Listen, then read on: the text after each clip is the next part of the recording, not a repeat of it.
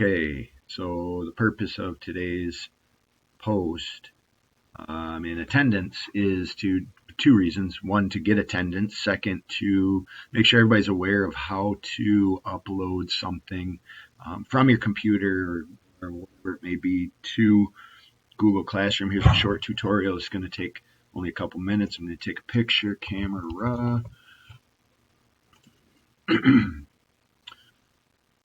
Hey, everybody. Photo.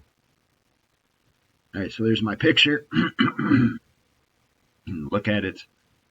Whatever. Open folder. So there's on my camera, my folder. I've got a couple that I've tried here this morning. So we will just kind of get that out of the way. We are going to look at a classroom post. So yours says in classroom, says something. This, post a selfie, you click on that, whatever. This is me as a student. So I would go and open it and I'd click on add or create right here. And a simple way to do this is if you have it in Google Drive, obviously finding the image from Google Drive would be one way to do it if it's there. If you want to do it from your computer, you click on File. What I like to do, Drive, is drag and drop. I'll use this one. And then hit Upload, or you can search for the file, go browse through the whole thing. Wait for it to upload.